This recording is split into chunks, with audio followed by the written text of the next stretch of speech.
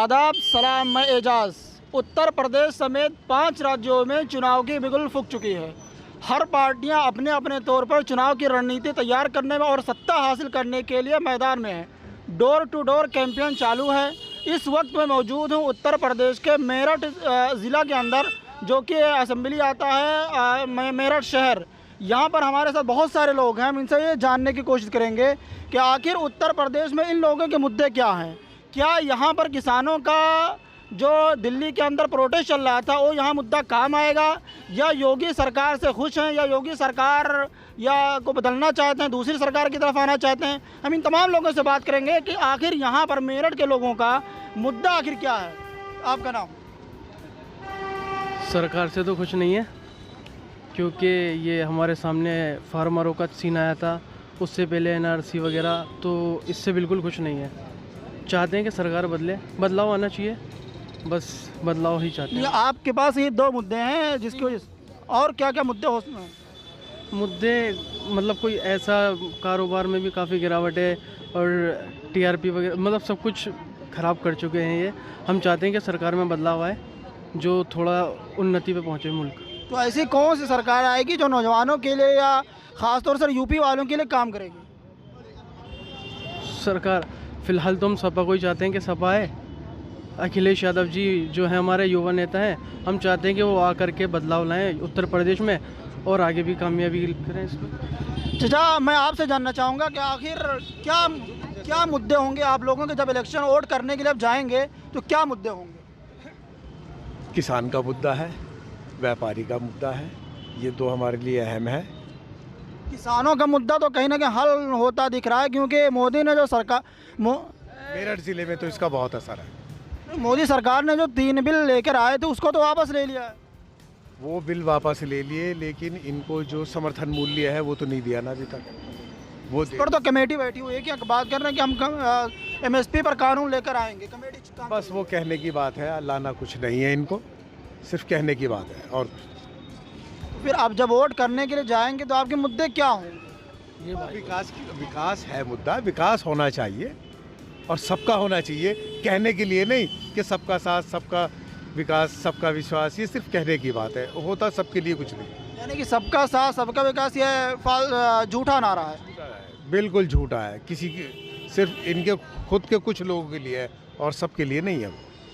अच्छा, मैं ये जानना चाहूँगा कि यहाँ मेरठ शहर का मुसलमान जो है वो किस रुख अपनी करवट बदलेगा इलेक्शन के टाइम पे, वोटिंग के टाइम पे, क्योंकि देखा यह जा रहा है कि मेरठ की सभी सीटों पर हैदराबाद से आए ओवैसी साहब भी अपने कैंडिडेट उतार चुके हैं।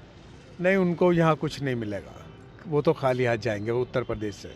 वो तो अपनी लीडरशिप की बात कर रहे हैं कि हम लीडर अपनी तैयार करेंगे। नहीं, उनका कुछ नहीं है यहाँ पर। इस वक्त तो सिर्फ सरकार बदलनी है, सिर्फ ये सोचा हुआ है, यही सोचकर वोट दिया जाएगा। ऐसे क्या इशू हैं जिसकी वजह से सरकार से आप नाखुश हैं, सरकार बदलने पे आ गए? है भी तो कुछ नहीं ना इस सरकार का अब तक कुछ भी कारनामा नहीं है, अलावा हिंदू या मुसलमान। सरकार के अपने 4.5 लाख नौकरियां दी हैं, लॉ एंड ऑर्डर यहाँ पर बरकरार है। छीनी है नौकरियां, दी नहीं है, छीनी है नौकरियां। अब सब कुछ प्राइवेट होने जा रहा है, सब कुछ प्राइवेट हो रहा, कहाँ नौकरी रह जाएगी, कहाँ आरक्षण रह जाएगा, सब खत्म हो जाना है। मतलब इस सरकार से आप बिल्कुल भी खुश नहीं इस सरकार से। व्यापार चौपट है इस वक्त, जैसे आते हैं दुकान पर से ऐसे ही चले जाते हैं, कोई विकास नहीं। अच्छा, ये लॉकडाउन के समय जो दूसरी लहर कोरोना की आई, उससे क्या आप लोगों पर के बिज़नेस पर या छोटे मोटे जो भी बिजनेस है उस पर कुछ असर पड़ा या कुछ असर नहीं पड़ा? उसका भरपूर असर है। ये बार बार लेके आ जाते हैं कोरोना को, ओमिक्रॉन को, इसका भरपूर असर है। पब्लिक डरी भी है, इसका व्यापार पे बिल्कुल असर होता है। आज इसके असरात दिखाई दे रहे हैं, व्यापार बिल्कुल चौपट है इस वक्त, ये ओमिक्रॉन की वजह है। ये तो एक यूनिवर्सल चीज़ है, ये तो किसी गवर्नमेंट का तो है नहीं। इसका तो असर है ही, हम तो कह रहे हैं इसका भी असर है, और यही तो इतना उड़ाते हैं। इतने तादाद में है नहीं ना, जितना ये बता रहे हैं मीडिया, जितना प्रचार कर रहा है इतना है नहीं है ज़्यादा। अच्छा, एक चीज़ जो देखेगी सबसे ज़्यादा कि 2017 के इलेक्शन में हिंदू मुसलमानों का मुद्दा उठाया गया, जो मुजफ्फरनगर से, या फिर और कई सारे मुद्दे उठाए गए। लेकिन मैं यहाँ पर ये जानना चाहूँगा कि इस वक्त आरएलडी और समाजवादी गठबंधन में है, 2013 का मुजफ्फरनगर जो दंगा हुआ वो समाजवादी सरकार में हुआ, तो क्या अखिलेश के पीछे जाने की वजह? बात जाने की वजह तो ये है कि कोई दूसरा हमें विकल्प दिखाई भी तो नहीं दे रहा ना, इसके अलावा किसको दे? कांग्रेस का कुछ है नहीं, बसपा घर बैठी हुई इलेक्शन में कहीं भी फाइट में नहीं है, वो समाजवादी है, और हम किसकी तरफ जाएंगे? मैं आपसे जानना चाहूँगा, कांग्रेस तो हर जगह वादे कर रही है कि महिलाओं की बात कांग्रेस कर रही है, नौजवानों को रोज़गार देने की बात कर रही है, इसके अलावा बहुत बड़े बड़े मुद्दे उठा रहे हैं कि हमारी सरकार आएगी तो हम ये सारी चीज़ें करेंगे। तो क्या लगता है कि कांग्रेस का कुछ यहाँ? कुछ नहीं है कांग्रेस से, यहाँ कांग्रेस के सारे वादे बेकार, कुछ नहीं है वहाँ। फिर किधर जाएंगे? सपा में।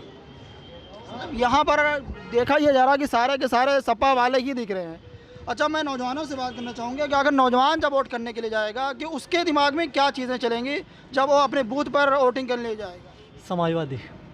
समाजवादी ठीक है, लेकिन क्यों समाजवादी में जाने की वजह? समाजवादी में जाने की वजह यह है कि काम तो समाजवादी का ही है। इन्होंने तो लाइन लगवाई है, लॉकडाउन की लाइन, कभी नोटबंदी की लाइन, कभी किसी चीज़ की लाइन, लाइन में फंसा रखा, लाइन से बाहर नहीं निकल पा रहे हम। तो समाजवादी की वजह यही है। समाजवादी से जुड़ेंगे, कुछ फ़ायदा दिखा है समाजवादी ने, काफ़ी काम किया, रोड पास करा है, साइकिल बांटी, कुछ ना कुछ बांटा ही है, स्टूडेंटों को लैपटॉप बांटे, और अब नहीं बिजली सस्ती करने के रहे हैं। 300 देखा ये जा रहा है कि जो यंग जनरेशन है या जो एजुकेशन से जुड़ा हुआ है उसके पास ये कि अखिलेश सरकार ने लैपटॉप बांटे, अखिलेश सरकार ने रोज़गार देने के वादे कि इसको हम लेकर जाएंगे। और लोगों से हम बात करेंगे आखिर उनके क्या मुद्दे होंगे। भाई आपका नाम? मेरा नाम सुफियान है। आप जब वोटिंग करने के लिए जाएंगे बूथ पे, तो आप क्या सोच करके सरकार को बदलने के लिए या सरकार को उसी सरकार को लाने के लिए क्या आपके दिमाग में चीज़ है? असल में हम लोग जो हम यहाँ पे जो बैठे हुए हैं, जो सपा को बोल रहे हैं, वो इसलिए बोल रहे हैं, हम लोग व्यापारी हैं और व्यापारी के लिए सबसे ज़्यादा जो अहमियत की चीज़ है वो उसका व्यापार है। अब इस सरकार के अंदर जो ये भाजपा जो सरकार है, इसमें जो चल रहा है, इसमें सबसे ज़्यादा जो लॉस हुआ है वो व्यापार को ही हुआ है। इसमें जो हमारे जो काम है, और हमारे नहीं, हर लाइन में हर एतबार से जितने भी काम है सब बिल्कुल डाउन हो गए, बिल्कुल ख़त्म हो गए। ये समझ लो कि 100 में से 2% ही रह गया। अब बस सपा को लाने का सिर्फ यही टारगेट है कि उसमें जो है व्यापार जो है हमारा वो चलेगा, वो खुल जाएगा। सपा या आरएलडी? सपा आरएलडी एक ही है। लेकिन अगर हम ये देख रहे हैं कि 2017 के इलेक्शन में आरएलडी का गठबंधन भाजपा के साथ था, तो क्या ये उम्मीद की जा सकती है कि इस इलेक्शन में जीतने के बाद आरएलडी समाजवादी के साथ गठबंधन में रहेगी या फिर वापस पलटी मारेगी? नहीं होगा, गठबंधन में रहेंगे। और तो इतना विश्वास कैसे? बट हम असल में हम लोग को नहीं दिख रहा कि हमारा टारगेट आरएलडी नहीं है, हमारा जो टारगेट है वो सपा है, और हम लोग सपा को ही वोट देंगे। हमारा ये डिस्कस है कि मतलब हमने ये सोच रखा है कि हम सपा को ही वोट देंगे, और हम सपा के साथ हैं क्योंकि उसके अंदर व्यापार है, व्यापार चलता है, काम चलता है, तो काम से सारे सब कुछ है। जिसमें अब भाजपा के अंदर जो है बिल्कुल ये समझ लो कि बहुत ज़्यादा कंडीशन डाउन है। आप में से मैं किसी से जानना चाहूँगा कि आखिर जब पार्टी आप लोग देखेंगे या फिर आपका टारगेट होगा कैंडिडेट?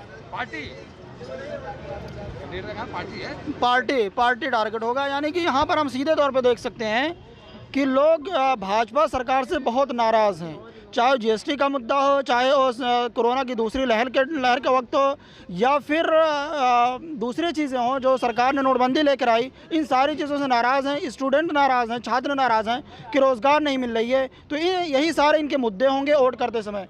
आप देखते रहिए फ्रीडम एक्सप्रेस।